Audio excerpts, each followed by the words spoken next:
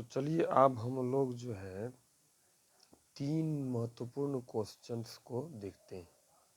पहला क्वेश्चन है कि the area of a sector of a circle is 308 cm square with central angle measuring 45 degree.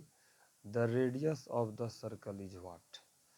मतलब area of sector of a circle, किसी circle के sector का area है 308 cm square और उसका सेंट्रल एंगल जो है सेक्टर का वो है 45 डिग्री। तो रेडियस कितना है, सर्किल का रेडियस कितना है। तो आइए देखते हैं पहला सवाल जो कि क्या कहा था। जैसे देखिए सेक्टर क्या हुआ, सेक्टर हो गया, ये सर्कल हुआ और ये सेंटर, तो ये हो गया मान लीजिए हमारा सेक्टर, ये जो बना वो सेक्टर है। अब सेक्टर में सेंट्रल एंगल ये दिया हुआ है हमको 45 डिग्री और इसका एरिया, इस सेक्टर का ये जो एरिया है वो दिया हुआ है 308 cm स्क्वायर। हमें फाइंड करना है रेडियस आर। तो देखिए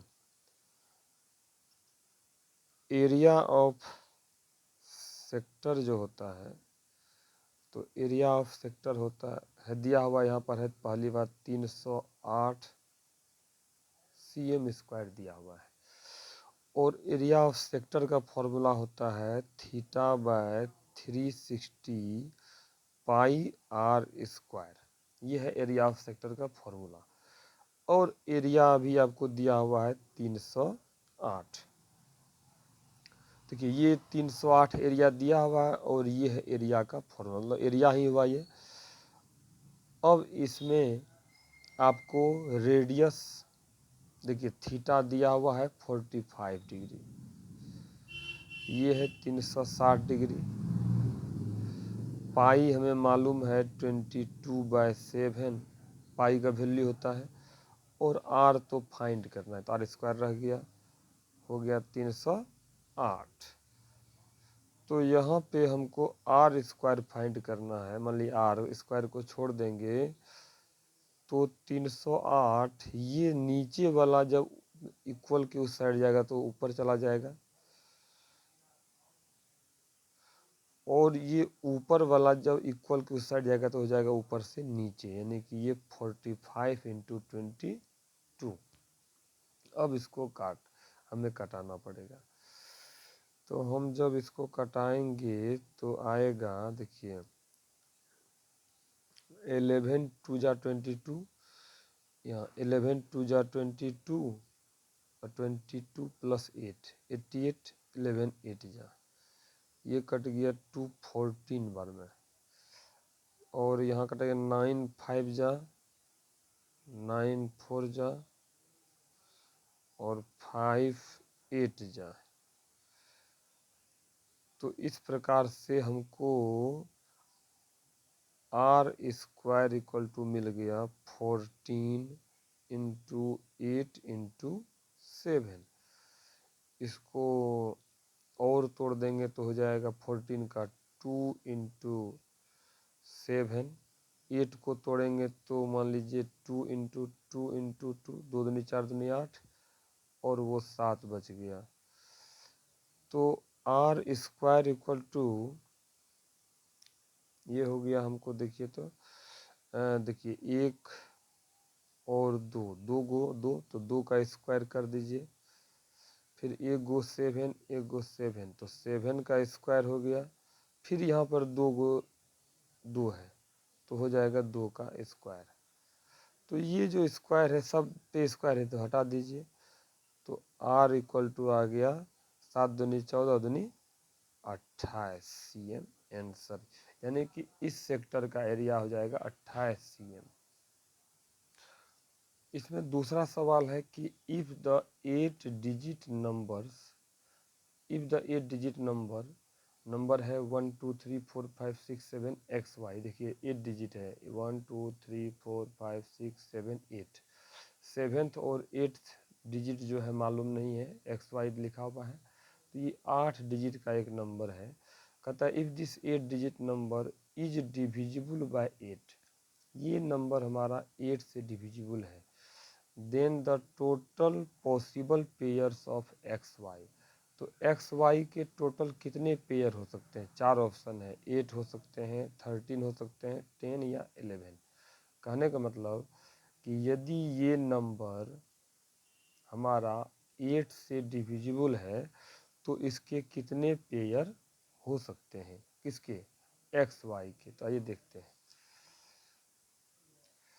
तो यदि ये नंबर 1 2 3 4 5 6 और 7th में x है, 8th में y है, तो यदि ये नंबर 8 से डिविजिबल है तो 8 से डिवाइड होने का नियम क्या है? 8 का डिवाइड होने का नियम है लास्ट से 3 डिजिट 1 2 3, इसको अलग कर लीजिए। यदि ये तीनों डिजिट से बना हुआ नंबर हमको 8 से डिवाइड हो जाए तो ये पूरा नंबर भी 8 से डिवाइड होगा। तो ये 3 गो डिजिट हमको आ गया 6xy। तो यदि ये 8 से डिवाइड हो गया तो हो जाएगा। सबसे पहले मान लीजिए एक्स वाई के जगह यदि हम 0 0 रख दें तो 600 मिलेगा। तो 600 आप देखिएगा, तो 600 8 से डिविजिबल है। कैसे? 8 से डिवाइड करेंगे तो 8 7 जा 8 7 56, 4 40, 8 5 40। तो ये 600 जो है 8 से कट गया। तो ये यानी कि एक्स वाई के जगह हम 0 0 रख सकते हैं। अब यदि हम इसके अलावा और क्या क्या रख सकते हैं? 8 का टेबल में आने वाला नंबर, जैसे कि 8 रख दें, यानी कि x के जगह 0 y की जगह 8, तो भी कट जाएगा।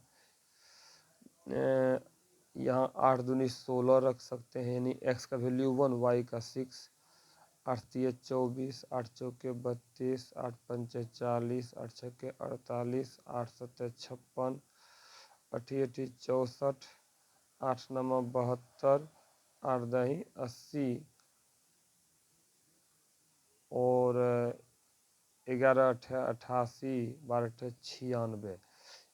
देखिए, तो x की जगह इनमें से यदि हम जैसे x की जगह 9 रखते हैं, y की जगह 6, तो यहाँ आ जाएगा 696 और ये पूरी तरह 8 से कट जाएगा क्योंकि 0 0 था तो भी कट रहा था। तो यानी कि हम एक्स वाई के जगह इतना पेयर रख सकते हैं, 1 2 3 4 5 6 7 8 9 10 11 12 और एक पेयर ये 0 0, तो 12 पेयर यहाँ, एक पेयर यहाँ 0 0 13। तो टोटल 13 पेयर में से हम कोई भी रख देंगे तो हमारा ये नंबर जो है 8 से डिवाइड हो जाएगा। तो इसका मतलब इसका आंसर होगा हमको, इस क्वेश्चन का आंसर होगा 13 पेयर ऐसे होंगे। अगला क्वेश्चन है कि what is the possible value of a plus B plus C minus 3।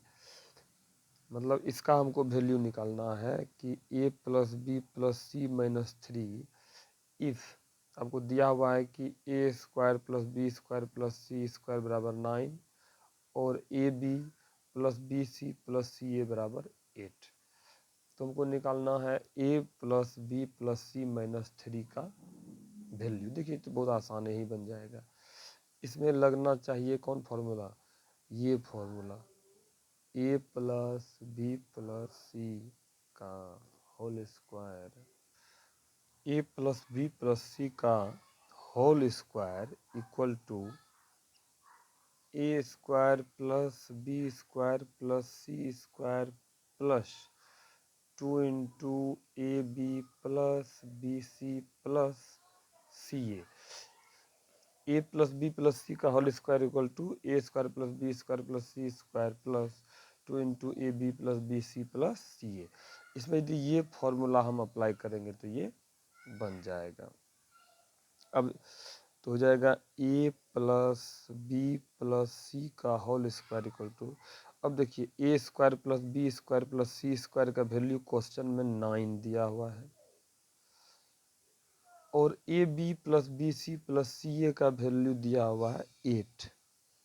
ये 2 रहा बाहर में, तो ये हो जाएगा आपको a plus B plus C का होल स्क्वायर इक्वल टू 8 दूनी 16, 16 9 25। तो a plus B plus C का इक्वल टू हो जाएगा 25 का रूट, यानी कि 5 हो जाएगा। इसीलिए यदि हमको निकालना है क्वेश्चन में a प्लस बी प्लस सी -3 निकालेंगे, तो यहाँ a प्लस बी प्लस सी बराबर 5 है, तो यहाँ 3 माइनस करेंगे तो यहाँ भी 3 माइनस हो जाएगा, आंसर 2 हो जाएगा।